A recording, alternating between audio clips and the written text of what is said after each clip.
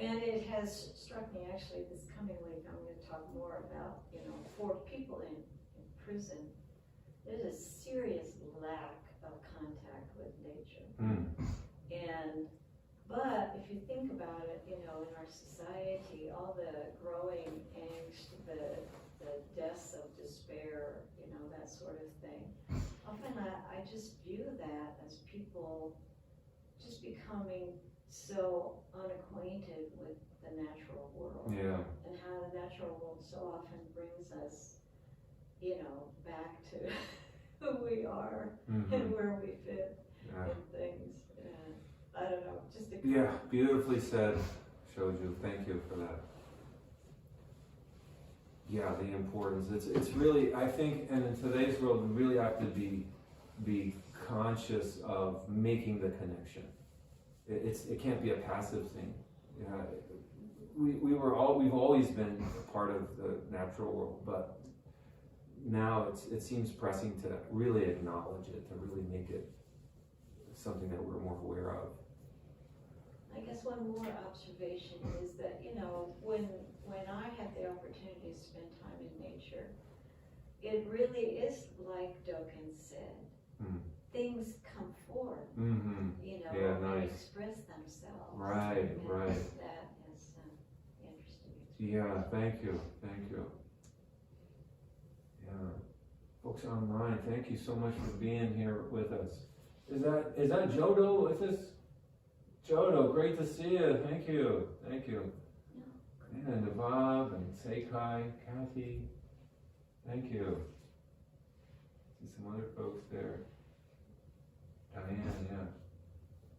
I was just thinking there is something, it sounds like a plug for Zazen, but like when I have sat, especially in session, and then gone outside, I mean, it's just, it's so apparent like how amazing, just like any little thing is like the sky. I remember when I first started sitting in my little group, and I would, on Saturday mornings, and it was in a little Unitarian Universalist church. I lived across the street, and I would come outside and I would just look at the tops of the trees in the sky, and I'd be like, wow, that's just so amazing. And it was just like you're saying, like the very normal little everyday thing is the part that's just remarkable. And to have that appreciation is like to have the wow, and then to have the everyday, like to have that balance, like whatever anyway, it's just I don't see it. I don't see it unless I spend time.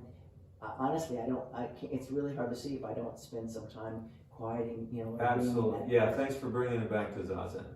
That's why we practice. That's why I practice. Yeah. I mean, when I first met my teacher, she said, when you said Zazen, the grass becomes electric.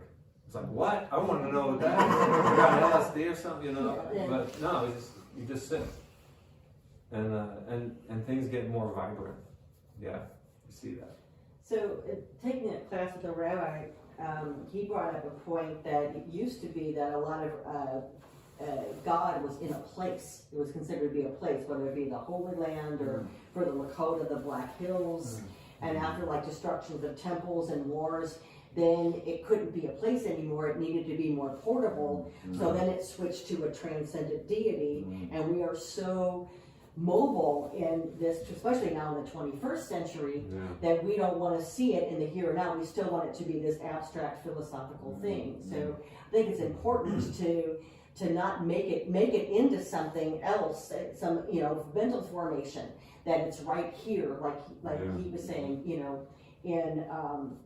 in who we are, in what we do.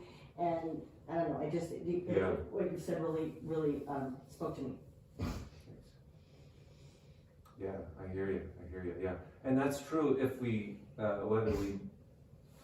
think it's true, don't you think, if we believe in God, then it's generally, not always, not for everybody, but generally it's like a transcendent God. Exactly. And if we don't believe in God, it's a transcendent God that's not believed in.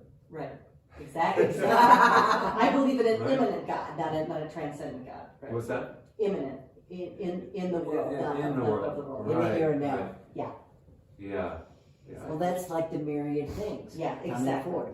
Right, exactly. Yes. The myriad thing. Right? It doesn't have to be, you don't have to wait till you're dead to go to heaven. Exactly. But it's interesting because I think that's what's really gotten us away from seeing nature that way. Because The movement. it's not so much now a place. It has to be portable, and in order to be portable, it had to be an abstract concept. I just found that very fascinating. Yeah.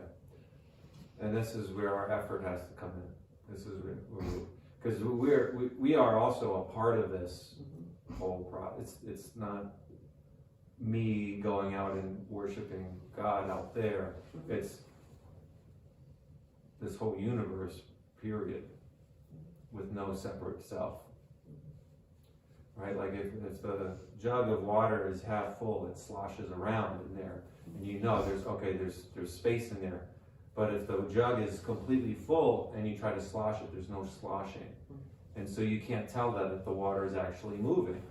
That's more close to how we are in terms of the natural. There's no separation there. There's no sloshing around, and so it doesn't seem like we're even connected. Doesn't seem like there's some connect, but that's what, because we don't feel it, it's there 100%. I was just gonna say, like, I thank you for the talk, everything about it, and especially just being out in nature and how important it is for our well-being. And sometimes I feel like for most people, because we're all so super busy, it can feel kind of like daunting to like, oh, it's one more thing I gotta carve out of my life, like carve out the time to get outside, and sometimes I can definitely see that like falling like to the wayside. But on just like a practical note, like I walk my dogs every day, and I live in the neighborhood, and I live in a neighborhood that has trees, and so one of the things that I'll do is I will just make it a practice as I'm walking the dogs to only notice the trees like around me when I'm walking. I will just look at every single tree like as I'm walking, and I can literally in real time feel an effect in my body like when I do that. And also I just found out that and I haven't done it yet, but Fontenelle Forest rents snowshoes.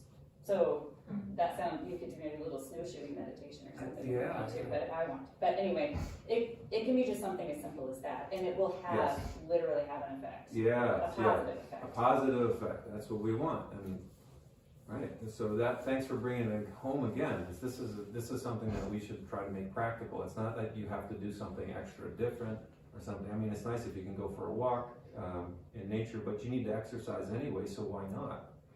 Right? Go out there and walk or run outside, as long as it's not slippery. Right? You can do it, or when you're practicing meditation, right? The whole world is chanting the sutras. Maybe turn down the heater for the time that you're sitting, so that you can hear the birds out there. Right? Open up the senses. Some just real practical stuff. Yeah.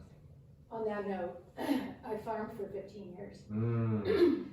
And so growing food, especially while cultivating a practice of Zazen, is really eye-opening. And that connection you don't necessarily even have to go to, because the food that we eat and how it's grown, and all of that is a part of who we are and is the natural world as we experience it. Yeah, all our hats off to the growers of food. Thank you so much for doing it. I know you don't do it. I mean, it's a lot of work though, right? That's a lot of work. I have no idea. And probably doesn't get enough attention. That's why I like the chant that we do at meal times in Oriental Catholicism. We reflect on the effort that brought us this food and consider how it comes from us. Grow things, you can, in the city of Ames, where I am from, the city is actually giving people money to grow prairie in their lawn. That's so cool. Yeah, so you can transform the space that you're in and make it add the biodiversity from the local region. We get we planted prairie there, and we get all kinds of insects and bees and things coming in the summer to our yard because of that, and animals like it too. So I think more people that can we have so many, there's not one right thing to do. There's about 1 million right things that are possible. So just keep your minds open. You know, riding your bike, that's great, right? Riding your bike to the Zen Center, fun, if you can. Or, you know, little things like that when you can. Making the choice, seeing that you have choices of how you can. Some countries, I was watching this thing on the blue zones, and it was, some of you have heard that, but they were doing this thing on Singapore and how 80% of the people don't drive cars. They've set up their society where it's too expensive actually to drive a car, and there's very, very little pollution. So there's myriads of ways. I'm not saying that we should all never drive cars. I mean, I'm dependent on cars. I love my car. People need cars, but there's also lots of different ways of living that can be different than what we do right now if we look and see. I think Aaron. Yeah, well, thanks for your talk, and it was kind of interesting, the mention of the Jesuits and the Native Americans, so thanks for kind of breaking up the Native American side of that.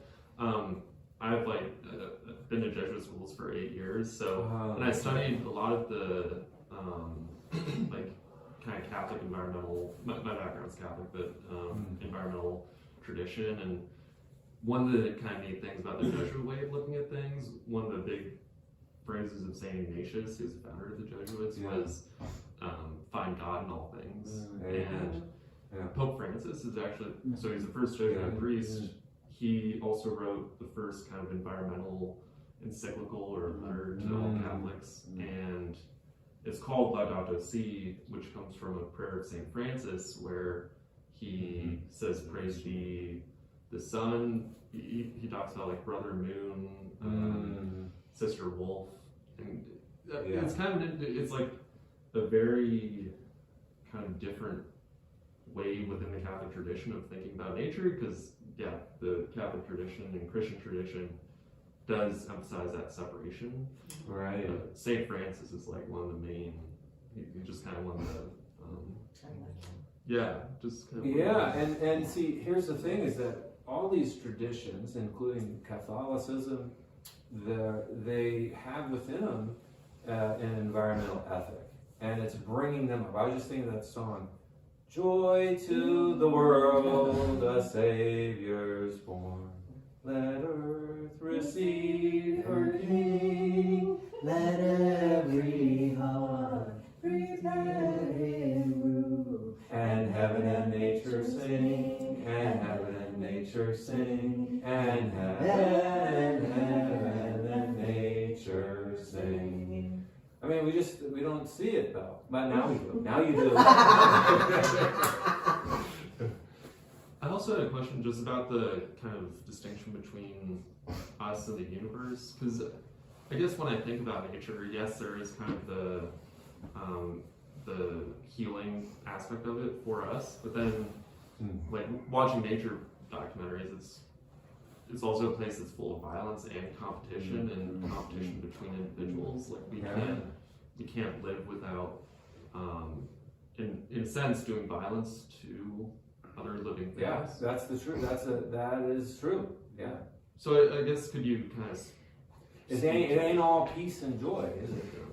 Right? That we live in a violent world of constant change, and in order for us to live, we devour other beings, and that's what we need to. I mean, that's why we say prayer, because we're giving thanks to those beings whose lives are no longer, because we only live because something else has to. This is a Buddhism. This is because that is. This is not because that is not. We are here absolutely 100% supported by the entire universe.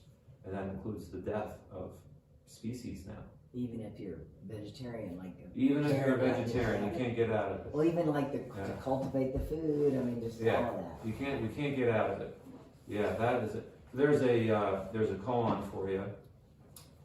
Master Tozan was asked, he saw, one of his disciples saw two birds fighting over a frog. There's my frog again. The frog was being torn apart limb by limb, and the student said to Master Tozan, "Why does it come to this?" And Master Tozan said, "Only for your benefit." Wow. So, chew on that one. Yeah. Thank you. Thank you. Thank you guys. Thank you online. Thanks for being here. All right. Sorry, let's see, Yeah. before we close, we'll Yes. do announcements. Announcements, yes.